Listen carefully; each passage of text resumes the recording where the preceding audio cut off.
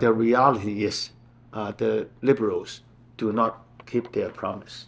And with all kinds of delays and backlogs and everything, many of you have been waiting for a long time. Now, it's not it's just a matter of waiting. It's a matter of uncertainty, a matter of being hanged in the air without knowing what is going to happen next. And also, from time to time, we witness that not only the incompetence of the Liberals, they also have been irresponsible in the sense that they just try to brush off their responsibility.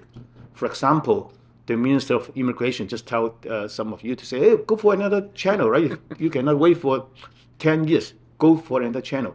But I think this is not the right approach to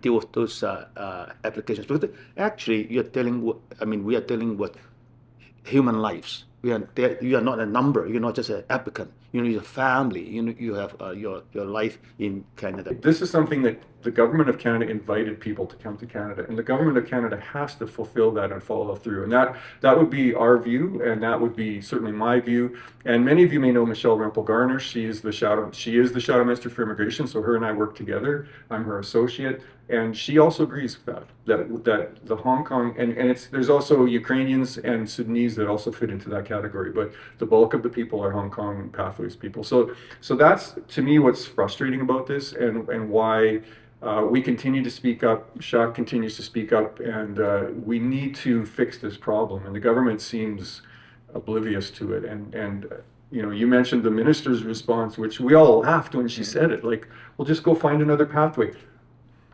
That's not an answer, right? That's a terrible answer.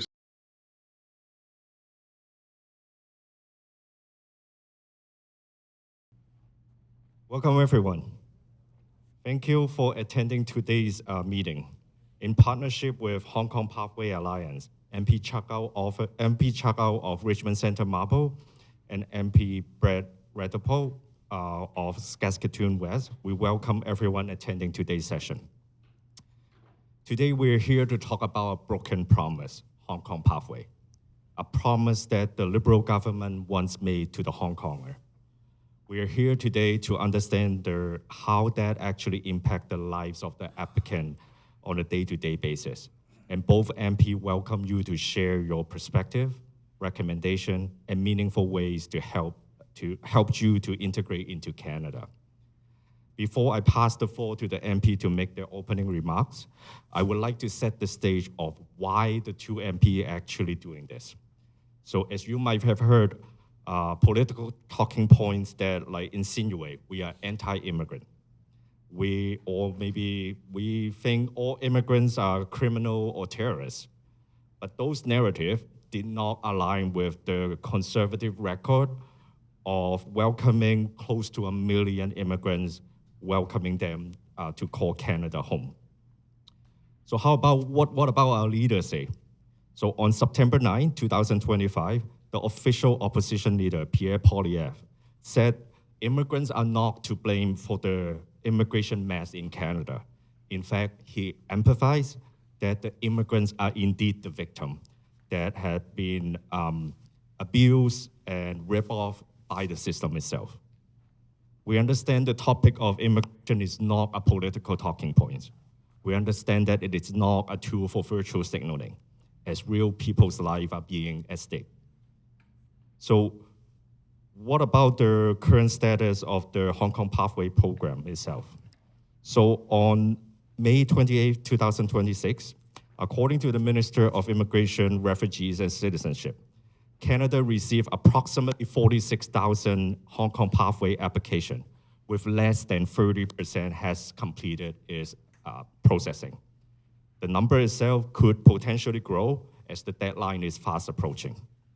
With respect to the processing time, the Canadian government moved away from the initial fast-tracking commitment to now a more than 10 years unknown, despite IRCC had expanded their workforce by over 50% in the past couple of years. These not only represent deficiency, incompetency, but more importantly, the struggle and challenge of the actual applicants are facing. This is why we're here today, This is why here we want to hear your perspective and feedback. So with that, I'll pass it to Chak, the Member of Parliament of Richmond Centre, Marpole, and make his opening remark. So thank you, Terence, for the introduction.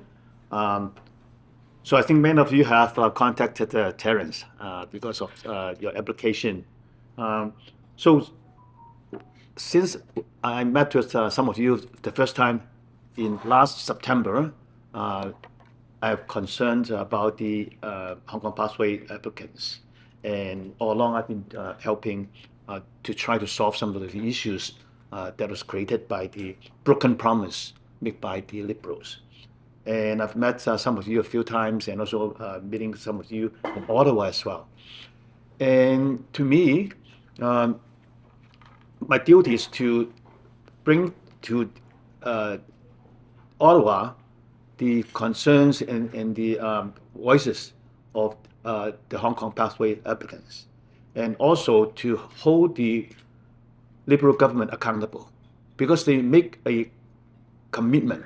Actually, they make an invitation to invite Hong Kong people to come to Canada because of the situation at that time in Hong Kong.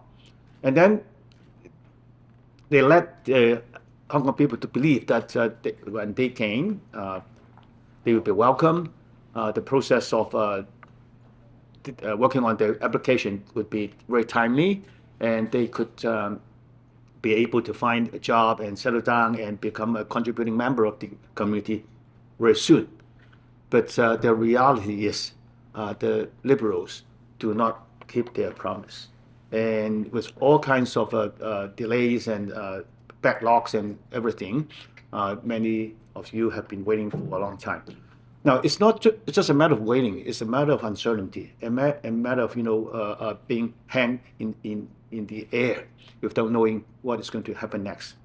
And also, from time to time, we witness that not only the incompetence of the Liberals, they also have been irresponsible in the sense that they just try to brush off their responsibility. For example, the Minister of Immigration just tell some of you to say, hey, go for another channel, right? You cannot wait for 10 years. Go for another channel. But I think this is not the right approach to deal with those applications. Because actually, we are dealing with human lives. You are not a number. You're not just an applicant. You're a family. You have your life in Canada. So that's why I have been trying my very best, not only to voice, to make a voice in Ottawa, but also I'm trying to solve some of the practical issues that some of you may have faced. And for example, last year when I learned that because of the expiry of your work permit, it created some difficulties for your families. For example, children could not attend school for free. They would be charged for international student fee, which is a huge amount. So knowing your difficulty, so I wrote a letter to the Richmond School District to explain the situation to the school district that with the maintained status is being treated as having a valid permit. And after that, my letter was also being shared by other school districts, and I also learned that it was being accepted by many school districts as a proof that you got the eligibility for free education for our children. And also, I also wrote a letter to the employers, again explaining to them, what maintained status mean, and how would it work to keep your employment. So those are one of the examples that I've been trying to help, apart from individual cases. Actually, I have to thank Terence. Some of you know him quite well because he's the first person you contact when you need help. And Amy and Terence have been very helpful, and I know that they have helped some of the cases. And also, recently, in June, I was told by Terence that the Edmonton office refused to take any of the inquiries from our office, saying that they won't entertain that anymore. And again, I wrote a letter to the minister saying that, what is happening? You guys have prolonged the processing time, and then now you said that since it's been expired, you don't even accept any inquiries from MPs.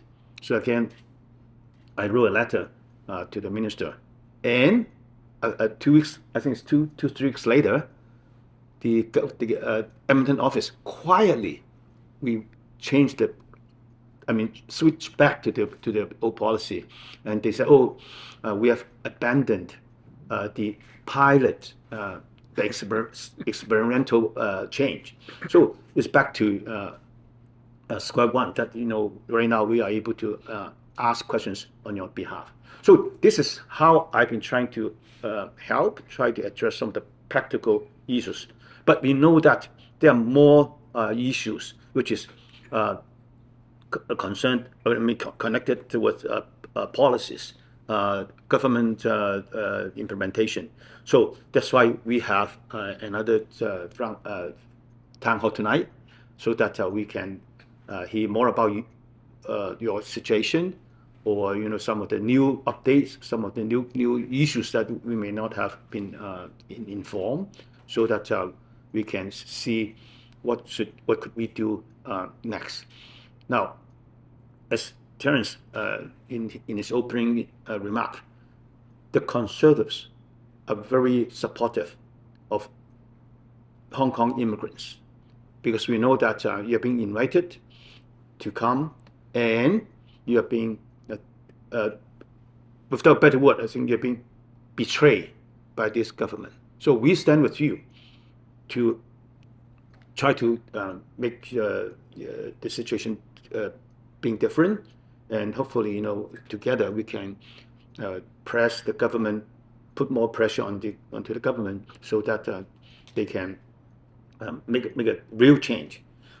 So tonight is another opportunity, one of many, that we can take your experiences, your concerns, your issues, and any suggestions that come from you. So this is meant to be an open dialogue. It's not we are telling you what to do.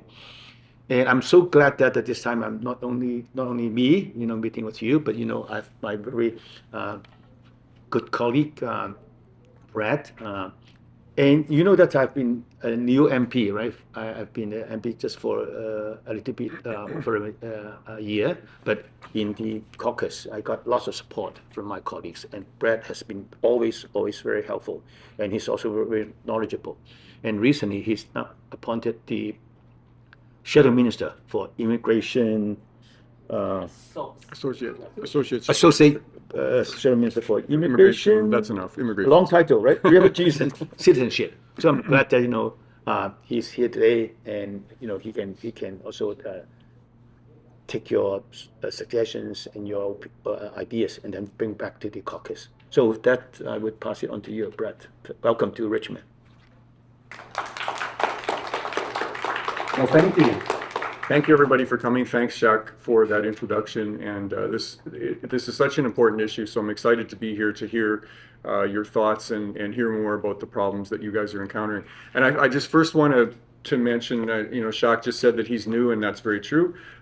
We met early on when you first came to Ottawa, and I've been an MP since 2019, so about almost 7 years now.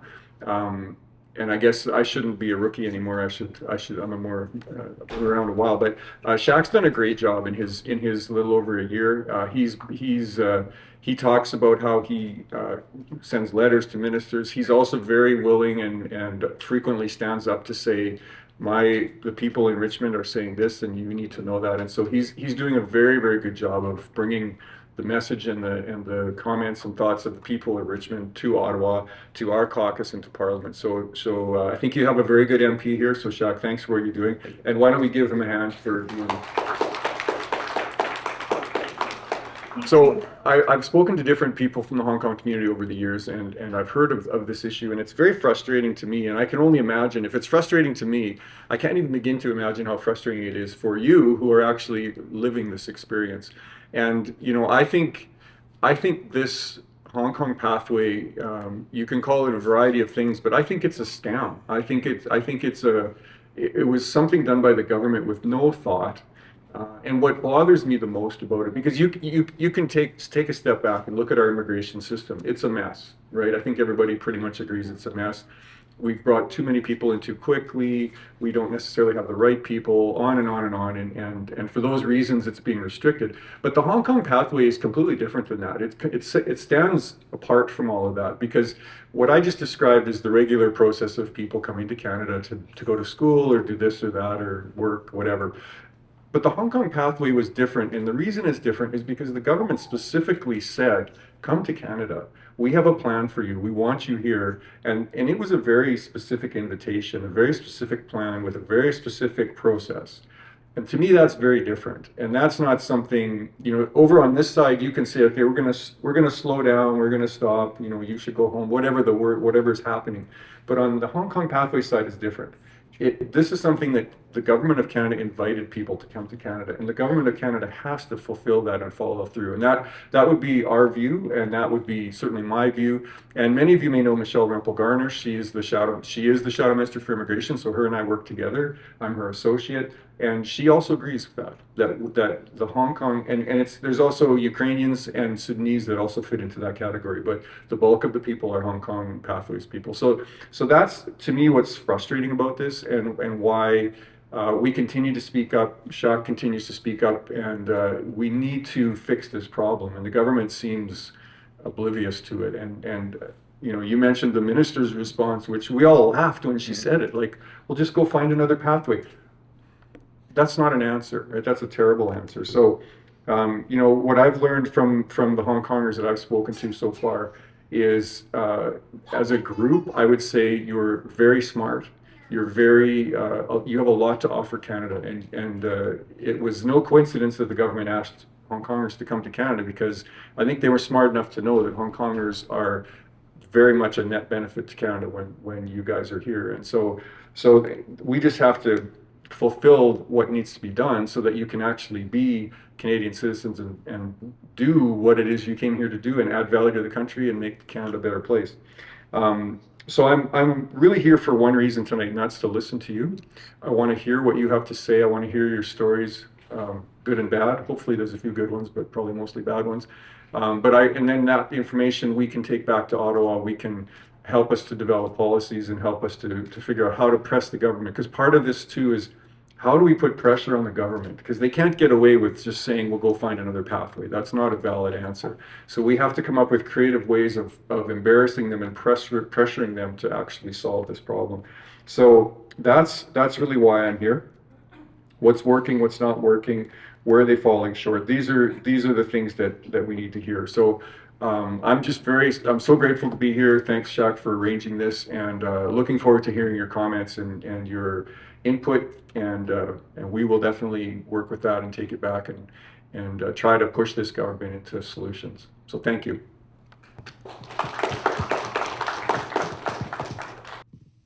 Good evening.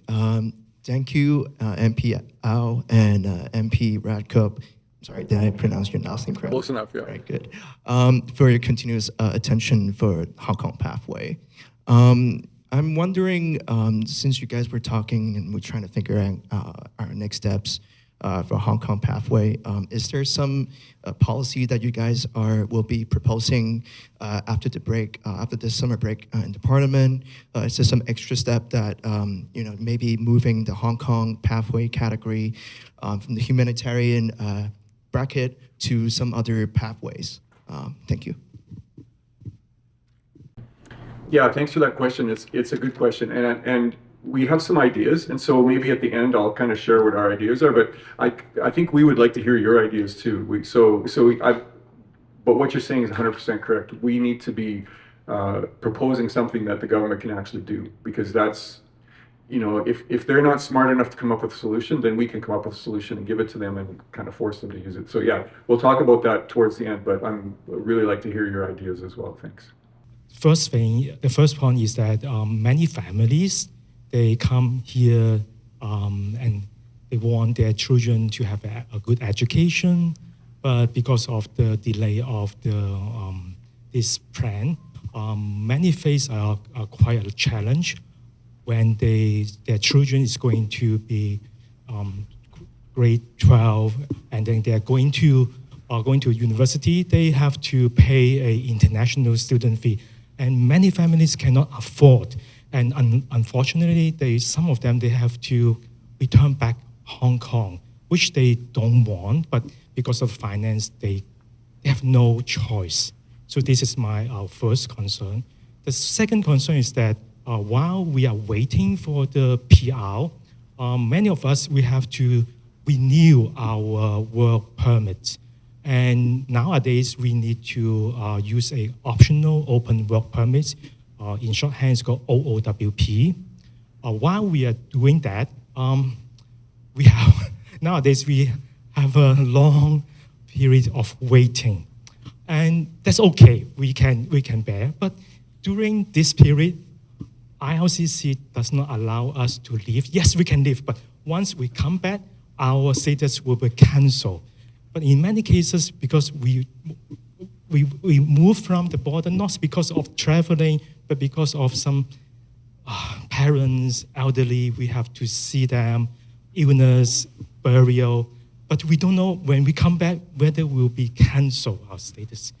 That's my second concern. Thank you. Thank you. Those are two very difficult things to do. Like, I feel your pain because, if something happens back home, it could be a wedding, it could be a funeral, it could be all kinds of things, and you're kind of stuck here because your work permit is waiting for approval. In a normal world, a work permit approval should happen very quickly, especially in the case of this particular Hong Kong pathway. But we don't live in a normal world, unfortunately, and it falls into the IRCC black hole of, we'll get to it when we get to it, and so that it's frustrating. And so I think that's a problem that's throughout all of IRCC, whatever program you're in. So I think it's something that we do need to push them on, and also this business about can't leave the country when you're renewing a permit. I think again, the assumption was, well, it'll be a quick process, so it shouldn't matter too much. But clearly, that's not working. So that needs a fix as well. So, thank you for that input. Yeah, perhaps I can address the first question regarding post-secondary education. As I mentioned, my office is trying very hard to find some solutions for some of the practical problems, and education is one of those. And as I said last year, we have addressed the K-12 education, but since the last while, we are also trying to work on this post-secondary education.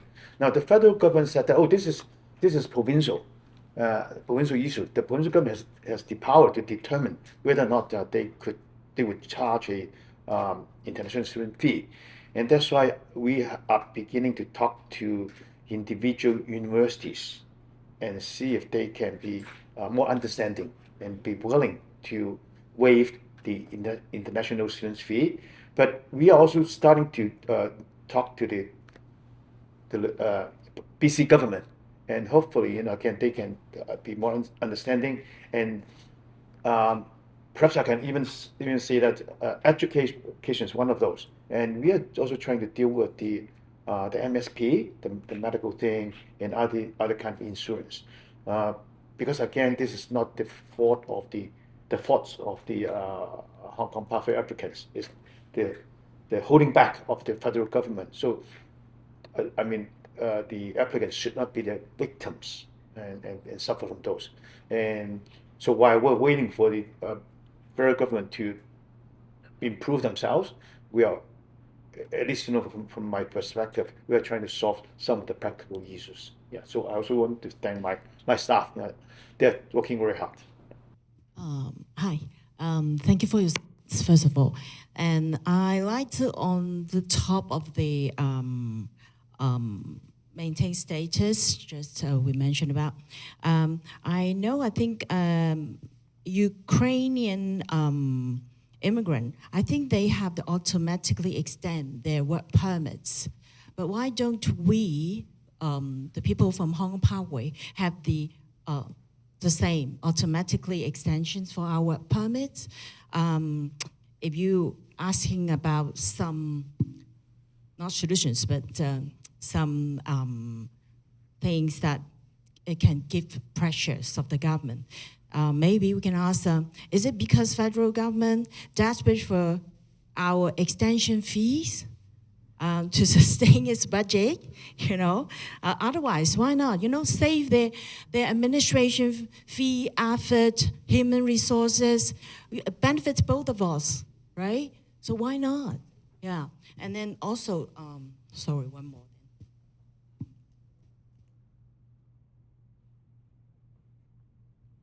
Okay, and also because a lot of backlogs, I think more than 30,000 cases now, and then a lot of us, we need to wait over a decade, and actually many of us arrive in our 30s, 40s, including me, be honest, and then so after more than 10 years, or some of them, they actually after need to be over 50 years. So, and then will IRCs eventually reject us for being too old to contribute? I mean, will you help to push the minister to legally ensure that our age eligibility is permanently frozen at the PR application login? Yeah, thank you. Thank you for those comments. You're right. Ukrainian applicants do get somewhat automatic approval, and they're kind of in the same category, that humanitarian compassionate category. So I think it's a very good idea to have the same process for everybody in that category, and I don't see why they couldn't do it. You talk about fees. They are looking every possible way to take more money out of our pockets, and so maybe that is it. I don't know, but I think it's a very good point, and it's something I think should be included in what we move forward with. I think that's a very good idea. And the age of eligibility too. I think you have a very good point that should be the age when you applied, and that should be it forever. And if it takes 15 years, it's still that original age. I think that makes a lot of sense. And again, I think they didn't expect it to take this long when they first designed the program, but then they don't know what they're doing, so there you go. So I think those are two very good suggestions. I like those. Thank you. Good evening, MPO, MP Redekopp, and everyone. And thank you for giving me the opportunity to share my family's experience. My name's Johnny, a media person from Hong Kong and working as a writer and sometimes producer in Omni TV Vancouver. I guess Mr. Au will recognize me. I'm one of many applicants under the Hong Kong Pathway Program. Like others, I came to Canada because I believe the values of freedom, fairness, transparency, and the rule of law. My family and I have worked hard, paid taxes, contribute to our community, and followed every requirement set by IRCC. Unfortunately, our experience has been deeply disappointing. The PR application under the pathway has already been taken far longer than many applicants were expected. We have been waiting for an extended period with very little information about when our applications will be finalized. But what has made the situation even more difficult is the prolonged delay in processing OOWP applications. I submitted my OOWP application 8 months ago, and it is still pending. And my family members are under maintained status now, including me and my son and my wife, who is in hospital now. I have repeatedly contacted IRCC only to receive the same response, that my application is still in progress and that I should continue waiting. At the same time, I have seen many similar OOWP applications approved in only 3 or 4 months. Some applicants who submit their applications several months after mine have already received their permits. I fully understand that many immigration cases are different. However, when similar applications are processed with such with such dramatically different timelines and no explanation is provided, it becomes impossible for applicants to understand why they are still waiting, like me. The lack of consistency and transparency is incredibly discouraging. The delay is not just about a work permit. It affects real families and real life. Earlier this year, my wife developed a serious spinal condition that caused severe, constant pain and numbness, make it difficult for her even to walk. Because of the long wait for specialist treatment in BC, her condition continued to deteriorate despite multiple medical consultations. We want her to go overseas for timely medical treatment a few months ago, where she could see experienced spine specialist much sooner. However, because my OOWP and her SOWP were still pending, and we were afraid that leaving Canada could negatively affect our immigration status for ongoing applications. As a result, she delayed seeking the treatment she urgently needed. Watching someone you love suffer while feeling powerless to help is something no family should have to endure. What I want to say is, while IRCC claims to be providing us with humanitarian aid, do they realize that they are actually constantly creating humanitarian crisis? According to the IRCC website, the current processing time for work permits is only 127 days. But that definitely wasn't the case for us. We have been waiting for more than 240 days. If applications are processed according to priority, applicants deserve to understand the criteria. If there are significant delays, there should be clear communication instead of indefinite waiting. Last but not least, behind every application number is a real family like us, facing real challenges and making difficult decisions while waiting for an answer. So thank you for listening. Thank you. Well, thanks for sharing that, Johnny. That's sorry to hear about your wife, and I hope that she can find some treatment. And I mean, you just make a very good case for why we have to figure out a way to allow people to travel. If applicants can't, if work permits can't get renewed quickly, there needs to be a way to travel. But you also raised the maintain status, and I think I had a discussion with the minister and with the deputy minister about this, because in my way of thinking, if they're giving you maintain status, back to the other question, why not you just extend the work permit? Like, it's the same thing. And people don't understand what maintain status means. Employers, schools, they have difficulty understanding. They don't know what maintain status is. They've never heard of it before. They understand work permit. That's language they understand.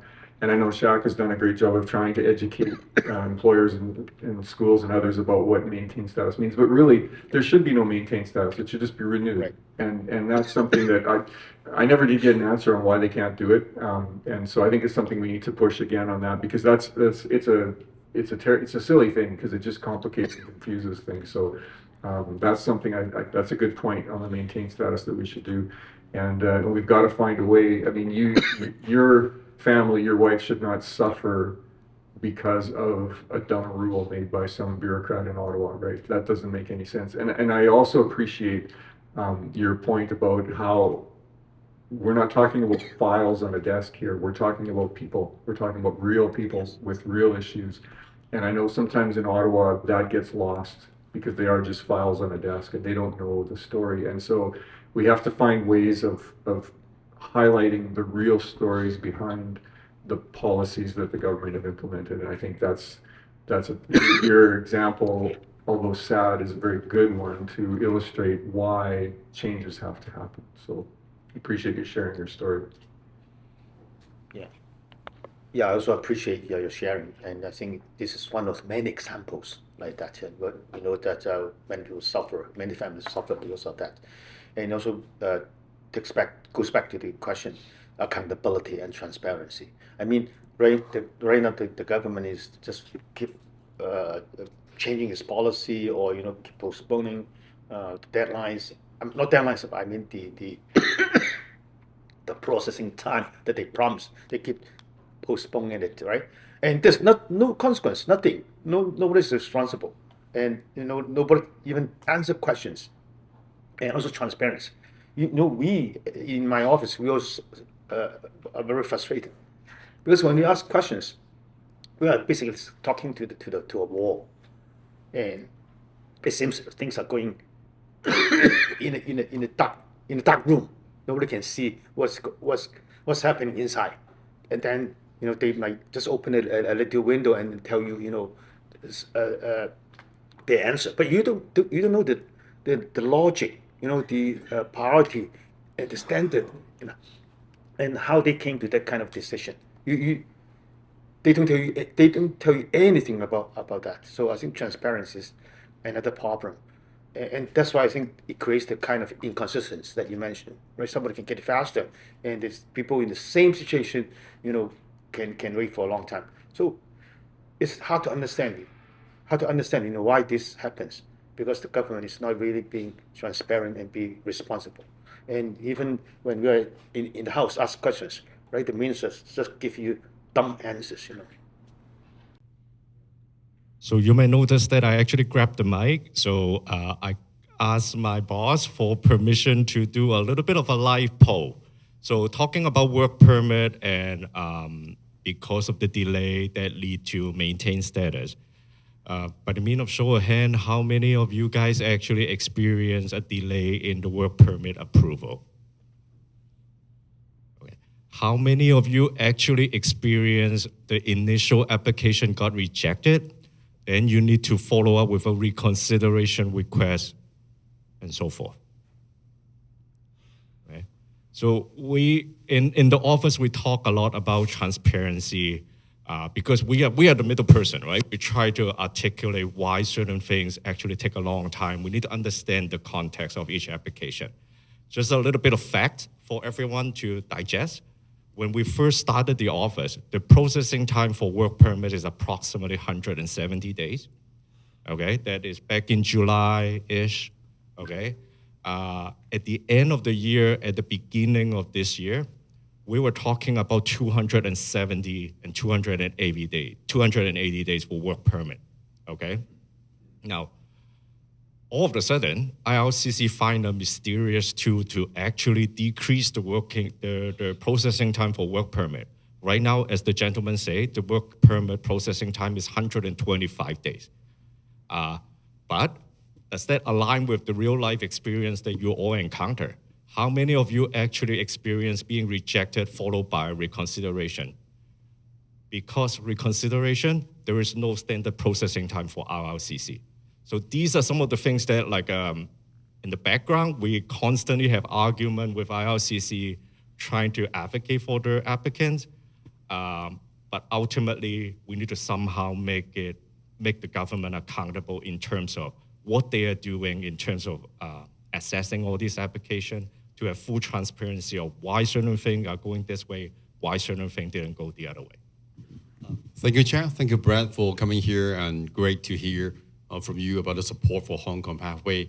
Just one follow-up question about Chak mentioned, Brad, you being the associate shadow with Michelle Garnier being on the immigration issue. So I heard from HKPA colleagues, it seems like they have some difficulties in reaching out to Michelle to reflect their concerns and reflect their comments about what's going on with Hong Kong Pathway. So is it possible that you can facilitate them reaching out with Michelle, maybe so that their guys in Calgary can meet with Michelle to reflect their comments in person? Thank you. Thanks for that question. First of all, her and I have talked a lot about this issue. She's very busy, as you can imagine, and so she's kind of delegated to me the job of doing this kind of thing and really getting clear policy guidance and advice and really understanding the situation on the ground. So that's why one of the reasons why I'm here today is that was her request. As far as people in Calgary, I can pass that along. If you have some names, maybe pass me those names and I'll see how that might work. But yeah, that's the situation. Thank you, MP Chak, and thank you, MP Brad. First of all, I would like to comment a few things or add a few things, add a few points on the, first of all, the comments from Minister Diep, the alternative method for us is to go to EE, you call express entry, which is kind of nonsense to us because like we heard many cases from us, like we used to be professionals in Hong Kong and we are kind of like mid-30s, mid-40s. If you're talking about the express entries, we are talking about point systems, and then none of us are good enough for the point system to work. Like we all have like 300 somethings, mid 300s-ish, and it's no way to meet the requirements for the point system for EE or PMP or whatever, which one is still not a realistic way. And also, some of my friends is also trying to consider going through the express entries, like Minister has suggested, and they encounter an issue that their adult children is aging out as dependents. So they have to stuck with the Hong Kong pathway. Otherwise, it creates more issues, right? You know, and also both of you may heard a lot of cases like we have to go back to Hong Kong because honestly, that is the least resort as we are actually running out of options. Like the consequences of going back there is unimaginable. We are giving up freedoms, we are giving up hope to go back just for a livelihood. It is supposed to be Canada's meanings. I doubt it.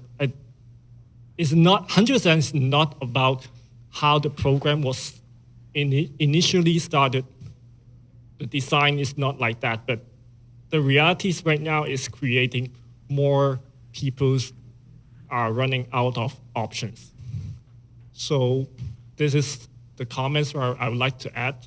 And also I got questions, like the numbers right now, just Hong Kong pathway, we had inventories of 33,000, and including other measurements like the Ukrainians, the Sudanese, they are, all three of them are approximately around 60-something thousands.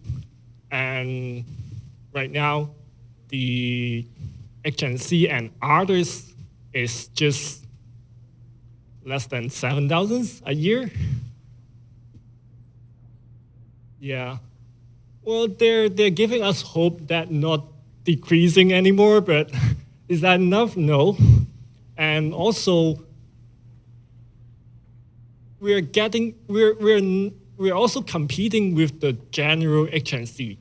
Those are really in need. Those are really should be saved by the safety, the net of the systems. It's not those emission space is not supposed to giving to us. They are supposed to be saving those really in needs.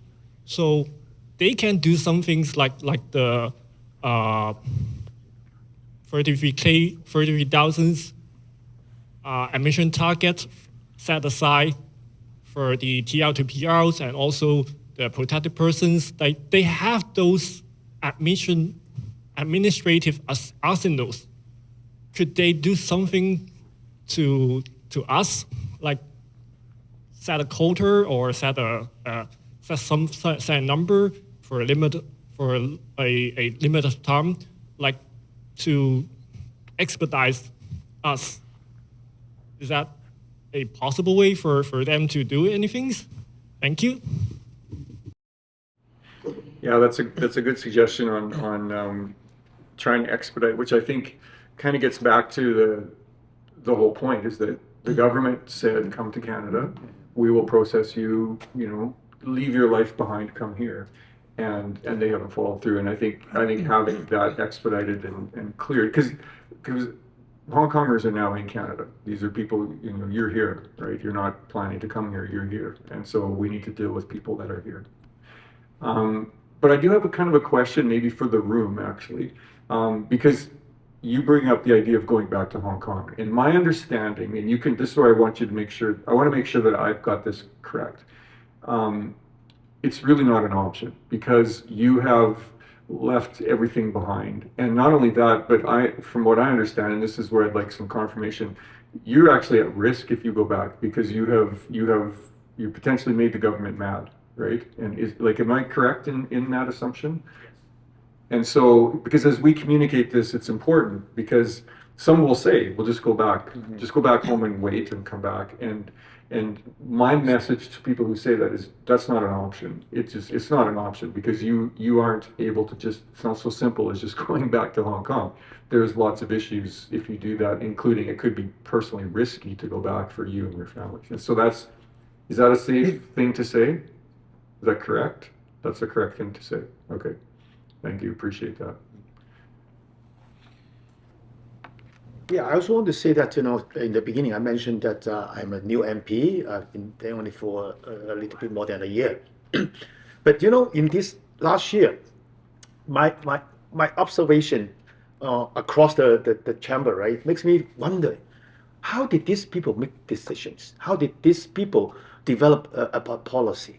Because as you said, right now, the process and the policies are so complicated, and I think I don't know how many people can fully understand how it operates. And when they developed the policy in the beginning, I don't think they have given enough thoughts to how this is going to be implemented. And then when they come across a problem, instead of trying to make the whole thing simpler, easier, and more efficient, I think they just add another layer to make the whole thing even more complicated. So at the end, it's just going in circles. This is my observation, and that's why I said earlier that when the immigration minister gave her answers, it's so dumb because it's not logical, it's inconsistent. She might say that, with a quota, with a number problem. Who set the quota? She said, we have the certain standard and criteria. Who set the criteria and standard? It's you, the government. You set the standard. So you're just making things more and more complicated, and you keep moving the goal, so that when they promise something in the beginning, at the end, it's lost. So that's why, as a new MP, I always scratch my head. How did they make decisions? And based on what kind of data or what kind of information did they make their policy? So I think this is a very incompetent government and a very incompetent minister, in dealing with the immigration issues, and especially the Hong Kong pathways. That's just my observation. When you talk about the quota of our Hong Kong pathway figures, and actually today I received the data from the group. Actually, from my RCC data, is the quota between January 2026 till April 2026. And actually, the people got the PR from Sudan is 2,375. Hong Kong is 90. Ukraine, 2,805. So it's so obvious Hong Kong pathway people got PR is far more less than the others too. So I think apart from when you talk about they dumb, I think they have something on the table. They just did it on purpose for some reason. I don't know, political reason, and I really don't know. So maybe this is one, maybe you can bring it up, to give them the pressure. Thank you. Those were January to April, you said? Yeah, January till April this year. Yeah. And I believe last year the numbers were similar in this period of time. The Hong Kong numbers were double digits, like they were small numbers compared to the others. I think they did pick up later in the year, but they started very small like that last year as well. So yeah, there's not a lot of thinking and logic that goes, you know, I know Hong Kongers are certainly like this. I'm like this. I think Chak is like this. Like, logic is a good thing, right? We expect things to work a certain way. When there's rules, you expect them to be followed. And I mean, we have a little margin of, you know, it can be a little bit more, a little bit less, but it should follow. And that is not the case here. And it's very difficult for people like us to deal with that because it doesn't make any sense, right? And so it's very frustrating because it's not following the rules, following the logic, and imagine us in Ottawa trying to make sense of this. It's very frustrating. So, and I am a university student here in BC, and my both parents brought me here for a better future. They both pay taxes, work, and I want to know, is it possible that the fees can be domestic? Because I already wasted a year in gap and then another year by taking less courses because international fees is not able in our budget. So I want to know which universities will you be talking to for domestic fees, and is there a chance for getting domestic fees for international students? Thank you. Well, I don't think at this time I could review the universities that I've been talking to, but I can assure that we've been in contact with a few public universities. Yeah. Hello, MP Chak and MP Brad. Regarding of the international student fee, I absolutely heard that it's so disastrous that we have to pay for international student fee. But in Ontario, if they got approved in principle, they can actually get a domestic fee, and this is a provincial problem. I'm pretty sure. I talked to the MPP, like MLA, in BC. They told me that I should ask for the BC to, like, the university or college to activate that. And when I asked for BCIT, KPU, they throw back to the board of the provincial government. So this is not the way. It's too hard. Like, you're just throwing the board. This is not responsible. I think all three levels of government should keep accountable for the Hong Kongers so that we can have some domestic fee with the approved in principle. Thank you. I'm just having a quick comment. I just want to echo back earlier what MP Redekopp said about why this doesn't make any sense. Do you think that the current government is trying to kind of appease China in the sense of slowing down things in that sense? And maybe this is actually a pretty good angle to go into because like the lady here said earlier that the Hong Kong pathway stream is being limited kind of artificially, and it's kind of treated differently in terms of different streams. For example, that our BOWP are not, we have to apply BOWP that causes restrictions for us. Is that you think that, is that a sentiment that is within the Conservative caucus, that the Liberal government is not trying to take enough hard stand for China because of the US friction between Canada, and they're trying to get more economic benefits from China? Thank you. That's a very interesting question. My first, I kind of have two answers to this one. My first answer is, you're presuming, back to what I said just before about logic, you're presuming that this government is smart enough to put all those pieces together, right? Okay. So, so I'm not sure they are, but let's say they are. Okay, let's say they are. This is my second point, just like Carney, right? He does his first point, second point.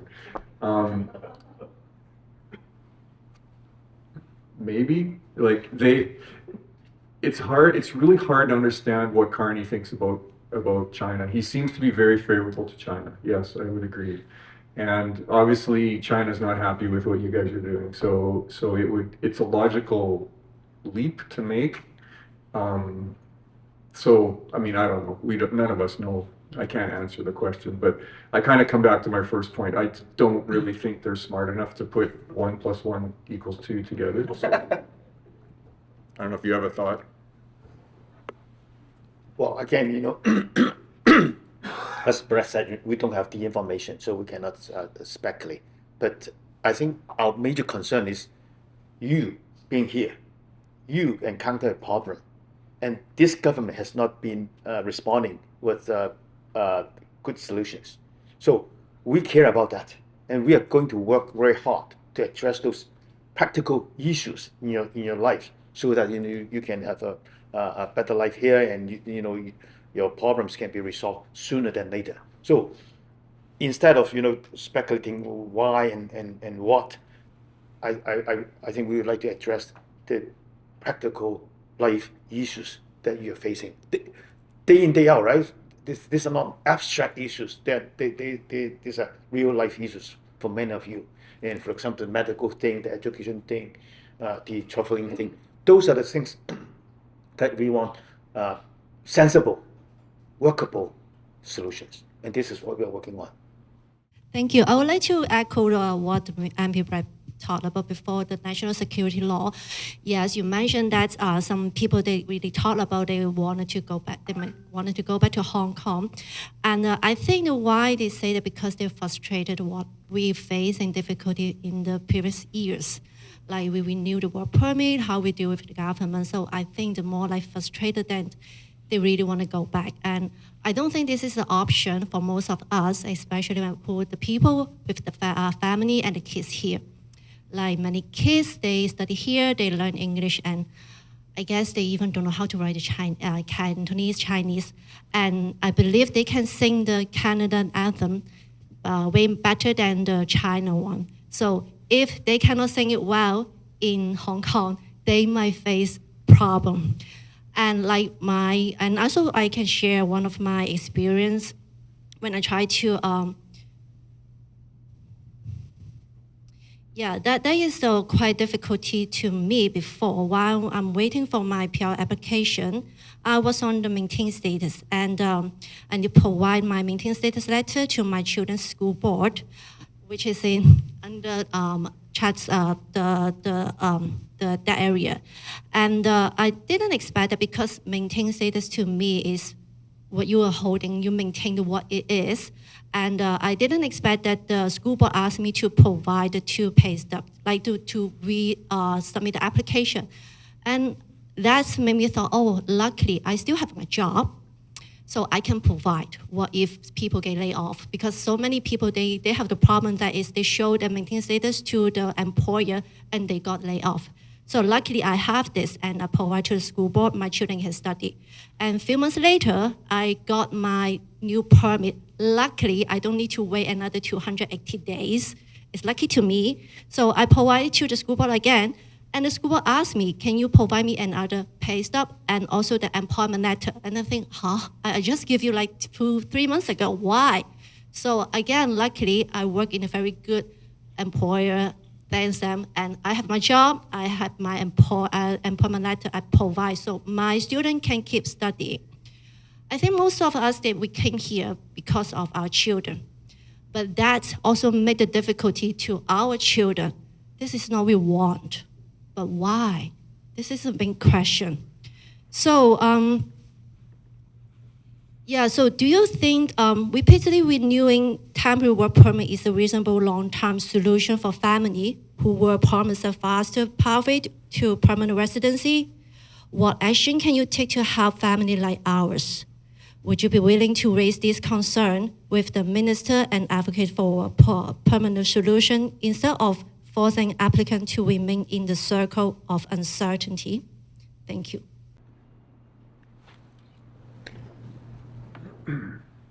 You ended that off with the word uncertainty, and I think that is the key problem that it creates for so many people.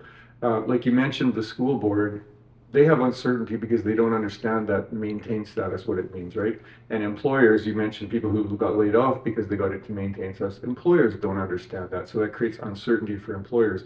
And of course, it's uncertainty for you guys, of course. And so yes, I think that's we really do want to put some pressure on the government to fix this problem, because it's getting ridiculous at this point. And so, I mean, that's why I'm glad to hear from you guys, and that's why we want to do something about it and actually put more pressure on the government. And so it's important, and thank you for sharing that story. I also want to add that, this is a good example for the dumb solutions that the government is trying to do. Instead of creating this maintained status, I mean, they should approve the permits in time so that they don't have to create another category, right? And not too many people understand what that means. And it creates not only uncertainty, I think confusion. People are very, very confused. And secondly, it shouldn't be our job to explain to the employers, to the school district, what that means. It should be the government's. If they created that kind of category, and they should come up with definition, and then they should come up with a kind of a notice to all the people, including school districts and also the employers. It's only after hearing from the concerns that many of you have, then we dig into the minutes of the IRCC committee and found out that, okay, maintain status means this. And then during a committee meeting, the deputy minister make a commitment saying that, with that maintained status, they should be eligible for the same kind of treatment as before. I mean, they didn't do their job well. If they create that kind of thing, they should do it, and they should explain to the people. But we have to dig it out and do it. Now, also regarding somebody mentioned about the credentials and medical, some of the people who come with qualifications and not being recognized. First of all, I want to point out that our party is very strong on that. We believe that people coming with credentials should be processed as quickly as possible. That their training, if they're equivalent to what we have in Canada, they should be recognized soon, or if not right away, so that they can really contribute to the community. Now, last year, when I met with some of the medical professionals from Hong Kong, I mean, there's so many sad stories, I would say. There's a specialist, who's in charge of a hospital in Hong Kong, the emergency department. After coming here, he had to work as a cook. And so after meeting with this medical professionals, I've been again working with the Vancouver Coastal Health, Vancouver Health Authority, and saying that there are people who are able to contribute to solving this shortage of medical personnel in our community. And I'm happy to share that a few days ago, we learned that the provincial government has made some changes, saying that it would make it easier for some of the medical professionals to get back to the job, including specifically Hong Kong. So medical professionals, nurses, practitioners, doctors, now they got, it becomes easier for them to be recognized for the previous training. So again, this is what we have been trying to do, to find practical solutions for some practical problems. But again, I want to mention this. It shouldn't be our job, right? It should be the government, who create the problem. They should also provide the solution. Yeah. For the H&C backlog issue, especially for the Hong Kong pathway, in the IRCC website, they explain that the demand is high and leading to significant wait times. So is it in the very beginning the Liberal government underestimated the people come to Canada by the Hong Kong pathway? Is it? Can you comment on it, or is something the Liberal government can do to solve problem by if they underestimate the number of Hong Kong people come here? So I don't think, there's some very simple facts that the minister, the deputy minister, and everybody else is very well aware of. In fact, they were mentioned tonight. There's approximately 60,000 people in the H&C category queue right now. And the number, I don't remember the exact number. I thought it was more like 5,000. Maybe it's 5,800 this year, dropping to 5,000 per year. But it's in that ballpark of 5,000 or so. So that's where you can do some simple math. 60,000 in the queue, 5,000 a year. How many years will that take? You know, and as was also mentioned, it's actually an active category, so that when people have legitimate humanitarian and compassionate issues, they can go through that channel wherever they happen to be coming from. So there's always people being added to that list as well. So I think they know that, and yet they choose to only allow 5,000 or so people every year. So I don't understand that. I can't explain it, because that just seems like incompetence to me. But hello, everyone. It's my pleasure to meet both of you, and I appreciate your time coming a long way to visit Richmond. I want to circle back to one of the recommendations by the Minister of Immigration and Citizenship, Mrs. Leonard Diab. I have to respectfully disagree her recommendation, given the fact that majority of the Hong Kong pathway applicants are based off of a family unit. Let's say a mother and a dad to bring their to bring their children, like 3 to 4 years old. You can imagine how old they are. They should be at least 30s, in their 30s or 40s in their life, or even older. So how come the existing like regular generic economic pathway could accommodate those people in need to get into Canada, to want to have a stable life, to like get away with the regime that don't welcome us with the value that we uphold? So let's do the math. Like, let's say I'm 33 years old. After 30 years old, an applicant their CRS score in the express entry will be deducted 5 marks per year. People from like 30, 40 years old, it's impossible to get an invitation unless they have provisional nomination or they have like special professions, like medical profession. But it's not everyone from Hong Kong have such a privilege to be a medical professions. It is one of the points that I wanted to make. That, to me, like listening to one of the public section in the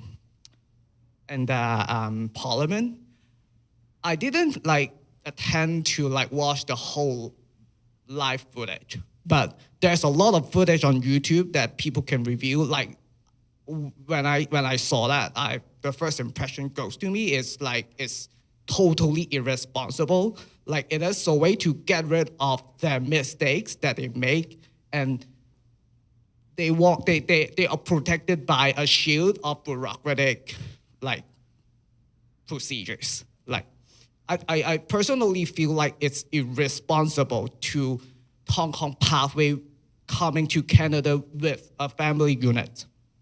So it is one of the points that I would like to make. The second point is like, I have a question. Like, given that, let's do the math.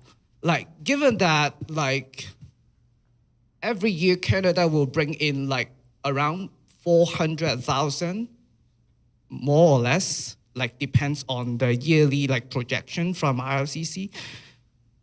Like the backlog from the 3 special public policies, like including Hong Kong, Sudanese, and Ukrainian, like each pathway, let's assume, I don't have the fact in my mind.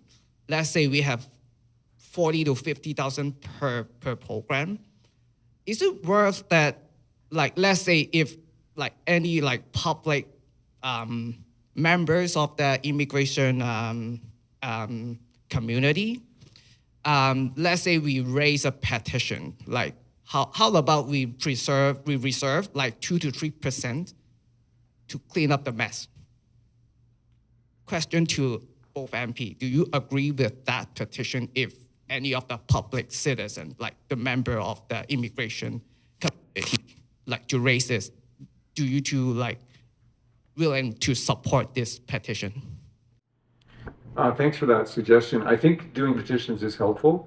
The government doesn't necessarily listen to them, but what petitions do is they raise the issue and they allow us to, as MPs, to raise issues too. They give us another tool and another vehicle to use to raise that issue in Parliament. So I think a petition along those lines, I would be happy to present. I don't know about Chak, but yeah. So I think those would be good. So I think that's a good suggestion. And I just want to say that over the years, you know, I've talked to different people from the Pathway Alliance and from other Hong Kong groups, and one thing you guys are very good at is keeping the pressure on this one. Like I've heard, you know, over my 7 years in Parliament, I've heard lots of issues and I've seen lots of people with ideas, and I have to say that the Hong Kong group as a whole has been very persistent and very continuously pushing this issue. I mean, I have them in my office in Ottawa frequently, and so it's good. It's good. It's a compliment to you and your cohort of people, because you keep the issue alive, and that's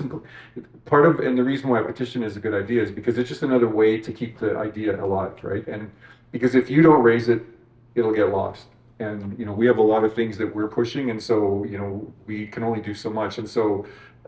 It's very true that the squeaky wheel gets the grease, right? And so I think it's important to keep that up. And you guys have done a very good job of that as a group. Hi, both MP. Thank you so much for coming and for the support. I just want to mention two things. First, for the PR, we have right now over 30,000 cases in the backlog.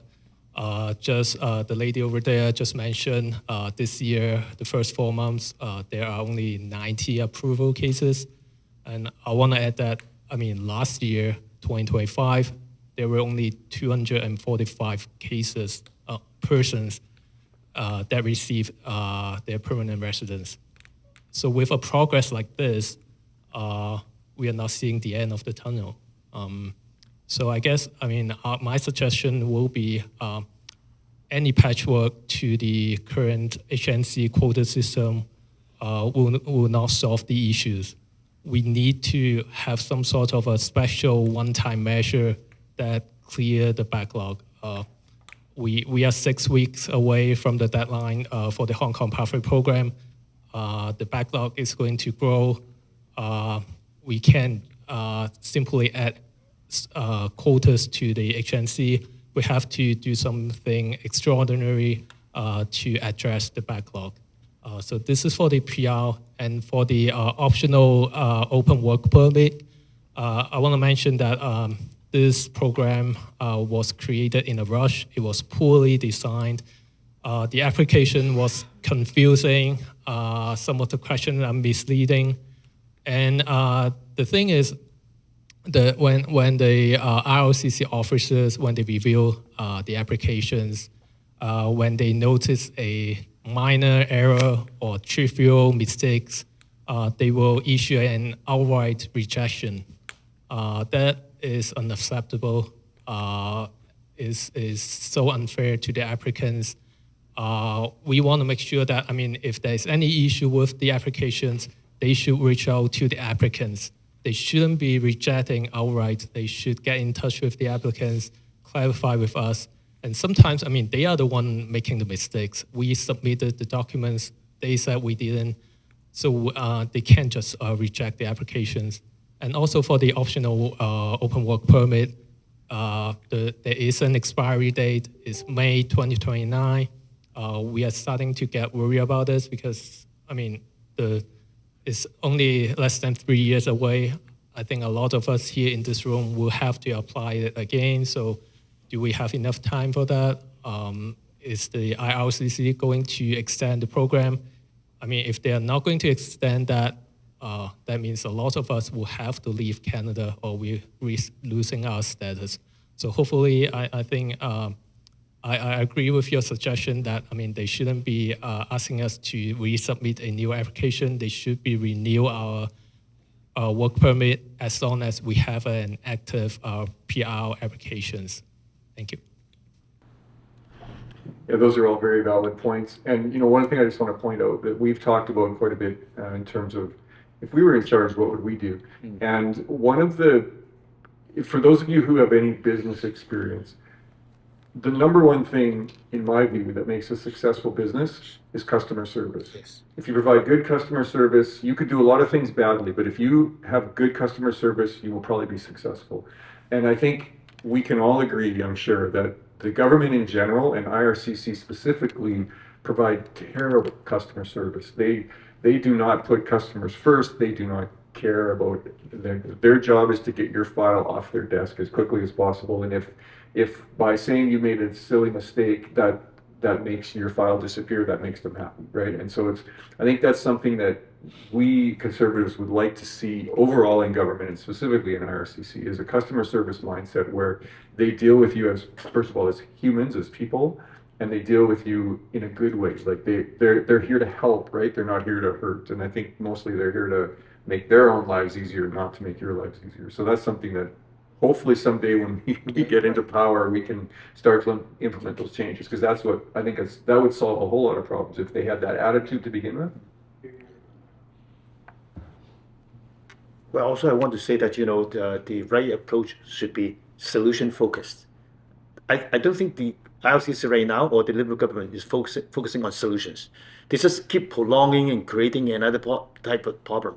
Just like in the case that you mentioned, instead of addressing the issue or trying to find a solution, they create another category and another step, another procedure, so that they just keep accumulating those numbers of cases instead of doing the right thing to solve them. And I mean, from their perspective, they may see that, oh, once you got a mistake, we just refuse, and then case closed, right? But this is not going to solve the problem, because you guys will come back with another new application, and then it creates another process. So instead of solving the immediate problem right away, they close the case and as if they have solved the problem. But actually, this is only creating more of the same. So again, the system is not working. We also talk about the end, like we are going to be closing the applications are at the end of August. Like, what are we supposed to expect after that? Are we supposed to be expecting solutions coming up from the government, or are we expecting nothing? Or in other way, how the Hong Kong community can do something after August 31st, the pathway is closing, the pathway will close after August 31st. What the Hong Kong community in general can help you to activate the government to commit their promise. 我用中文講一講啊，我哋好想問下8月31號之後，究竟我哋可以做啲乜嘢？即係 in general 啊，我哋可以做啲乜嘢去幫助呢兩位 MP 去 activate、去 educate 啲我哋而家嘅自由黨政府去到去 push 呢個 pathway forward。因為我覺得呢個好重要啊！即係我哋個 pathway 已經 closing 㗎啦，咁所以我覺得呢一個問題，我覺得我值得係大家都去聽下，究竟我哋作為一個香港人點樣去到做？係，唔該晒。So to answer your first question, I think there will be a big sigh of relief in IRCC that there's no more people applying. That's all that's going to happen on August 31st. I wouldn't expect anything else. I think, there's many things that the Hong Kong community can continue to do. We talked about petition as an idea. Keeping the organizations who are talking to us continue to engage with MPs to keep the issue alive. Don't let the issue die. That's so important that just keep pushing the issue in any way that you can, online, with MPs, with MLAs, with others. Just keep pushing it. And solutions will come, and we are on your side. We want to see a solution. We want to see all of the people that the government asked to come to Canada to be properly processed in a reasonable amount of time, and that's something we'll keep pushing for. But it helps if you're pushing us to push them. Hello, thank you, MP Chak and MP Brad, for the opportunity. Yeah, so I want to drill down a little bit more on what you talk about customer service about IRCC, or sometimes when candidate they make some mistake, they should reach out to the applicant for more details. But I want to voice out a very unfortunate case of myself, because actually I did nothing wrong, but IRCC just ignored what I submitted, and then they ignored the public policy as well, and then they reject my application. So in my point of view is that IRCC not just barely on the level of having bad customer service, but they are also doing things wrong in a very random way. So in this way, what we can do to protect our rights, because due to their own mistake, I lost the opportunity to work. I have some I need to bear all the financial and emotional consequences in this refuse case. But actually, I did nothing wrong. After my consultation with the immigration consultant, my MP as well. So in this case, what we can do and what maybe the MP can do to try to make this situation change. Thank you very much. Yeah, it's unfortunate when those mistakes have very big consequences, like in your case. And I think there's something that we've been pushing, because this isn't unique to the Hong Kong Pathways program. It's actually in almost all IRCC programs, where if a simple mistake causes you to have to go back and start all over again, right? And worst case, it has a big consequence to you personally, right? And so this is something that we have been pushing on the government in multiple ways, at committee and other ways, to provide some common sense. Like if a person forgets to do something, or they make a mistake, and as was pointed out, sometimes these application forms are very complicated, or they aren't logical, and it's easy to get confused a bit when you're doing them. All of these cases should be a phone call or some easy way for you to say, oops, yeah, what I meant to say was, blah, blah, and then it's fixed. And so that's something that we keep pushing, and we will continue to push, because that only makes sense. Because as Shaq said, it's far easier for them to just pick up the phone you, and say, did you mean 1 or 2? I think you meant 2. And you're, oh yes, you're right, I meant 2.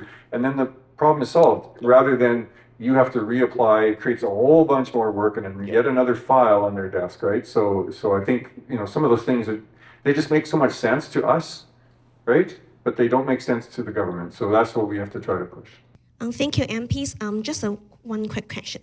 Because of from the IRCC official website, and then we can reveal the approval number of the PR applications, compared with the Ukrainian.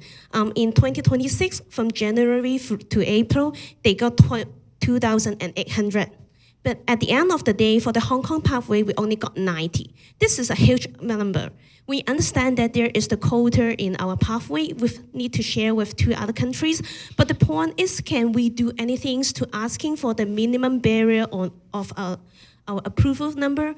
Or is there any pathway or any procedure we can ask to any kind of the people to ask about any kind of the guarantee? Thank you.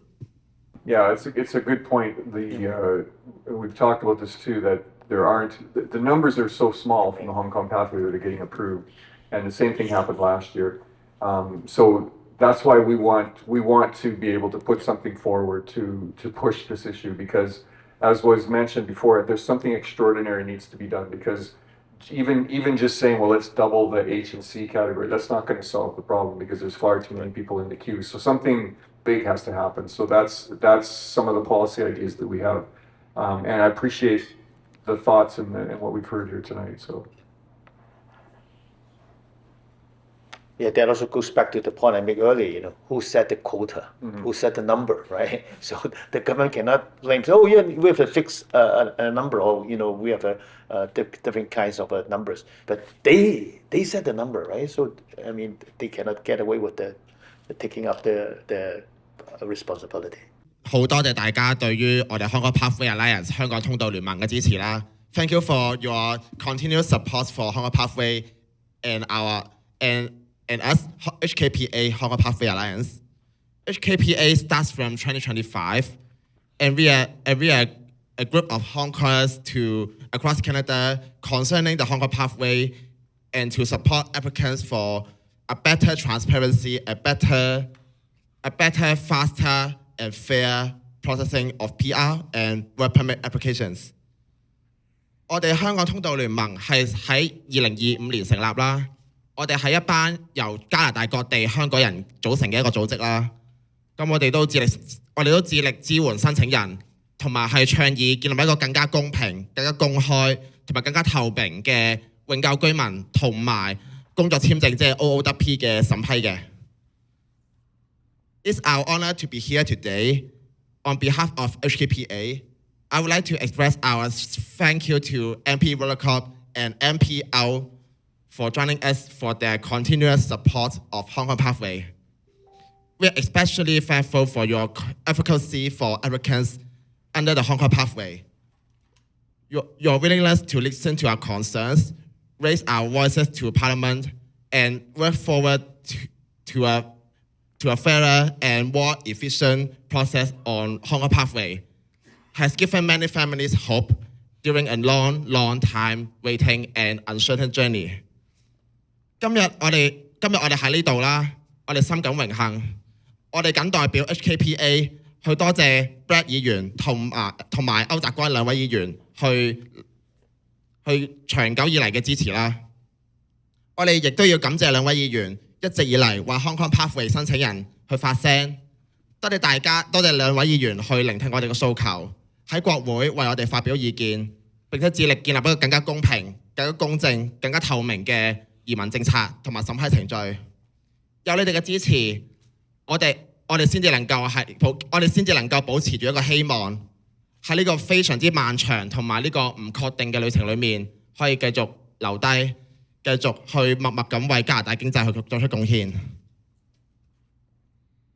最後，我哋都想借呢個機會去宣傳、去分享一下 Black 議員嘅一個早餐會嘅活動啦。Redekopp 議員將會喺嚟緊嘅星期五7月17號上晝7點至9點喺 Vancouver 市嘅 West Broadway 1759號嘅 Dennis 餐廳去同大家有一個交流會嘅。咁如果大家有興趣嘅話咧，都可以上翻 Redekopp 議員嘅 Facebook 或者 IG 去瀏覽啦。Last but not least, we would like to share MP Redekopp's event on the coming Friday. MP Redekopp will have a breakfast with residents in Metro Vancouver on Friday, 17th of July, from 7 a.m. to 9 a.m. to hear their thoughts on policies, especially the immigration policies. The venue is Danny's Restaurant, 1759 West Broadway, Vancouver. For the details and registration, please kindly refer to Redekopp's Instagram or Facebook pages. Thank you.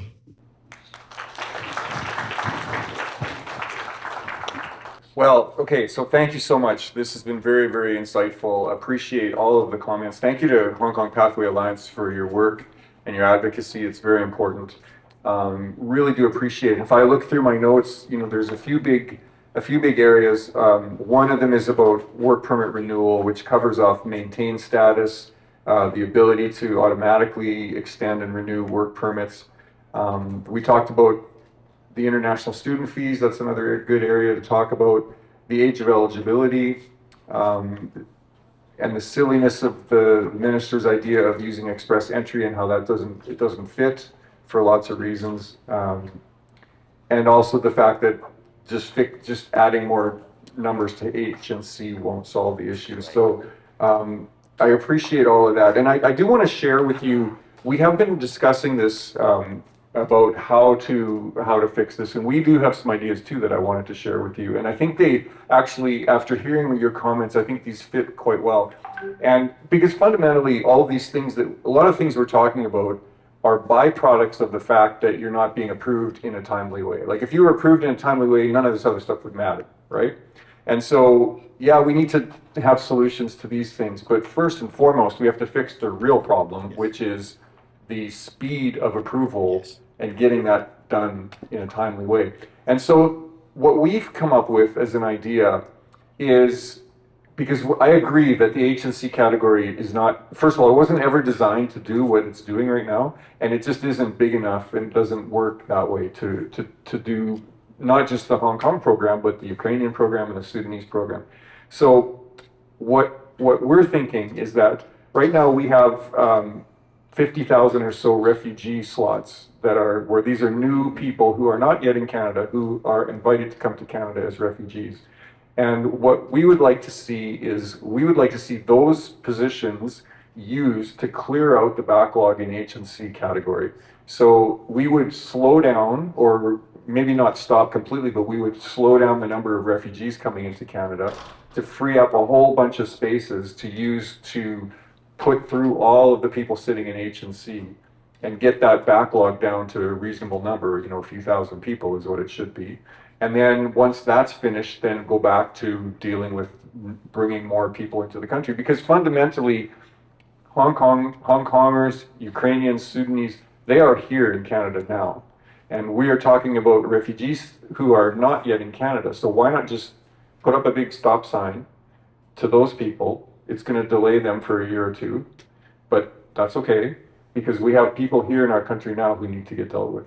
So that is the plan that we're thinking of pushing, along with some of these other things we can integrate into that plan. But the big piece of it is to free up a whole bunch of space from the refugee category to use to put through all the H&C people that are waiting in a timely way, and then get that queue eliminated. So, and I think that's consistent with what I've heard here tonight. So that's what we are working on, and finding ways to push that with the government and convince the government that this would be a good solution. Because if you think back to last year in the fall when the government put out their numbers, they actually put out, some of you caught this, 135,000 extra positions in PR to put for certain categories of people, which Hong Kongers weren't included in that. So the government is used to doing this, to saying that we're going to take, we're going to do an extraordinary event and move these people through the system. So that's kind of what we're talking about. But we're not even talking about adding to the number. We're just talking about reallocating within the number that's currently there. So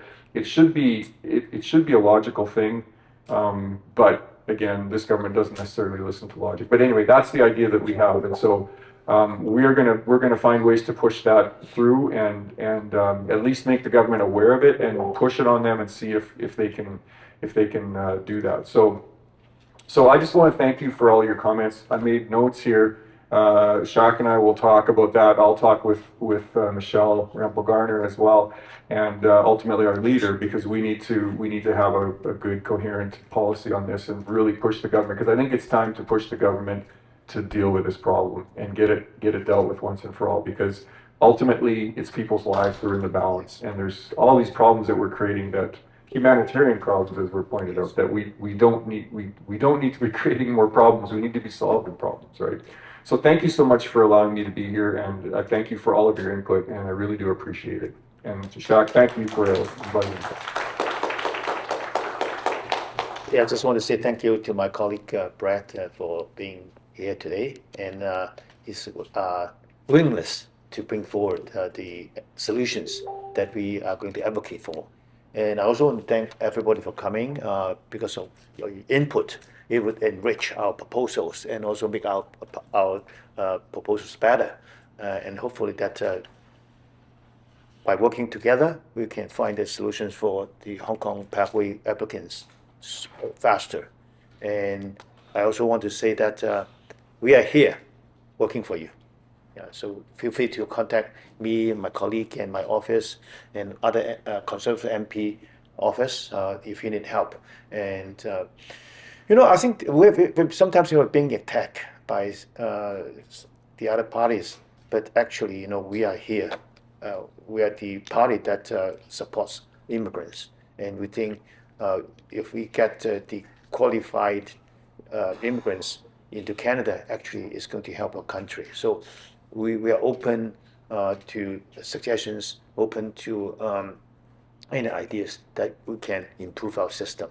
And if one day we are in power, I will guarantee that the system will be much, much better than what we have right now. So once again, thank you for coming. Thank you for your input. I think the Hong Kong Pathway Alliance would like to present a little bit of token of appreciation with both MPs. So. 係，咁我先介紹一下兩張卡先。不如歐達安議員先啦。Welcome Chak Au to thank you. So come and take a picture with us, our representative. This is we made it on July 6th. Because we have a rally on July 6th, we do it for the rally, and Chak Au is not here on that day, so we decided to do it today to present this gift card. You see that there is a library hour in Richmond, so 你見到有 Richmond 嘅標示啦，亦都會有我哋嘅機場喺度。咁呢啲全部都係啲小朋友畫嘅，係啊，咁所以我哋希望啲小朋友同埋家長都快啲拎到 VR， 好唔好啊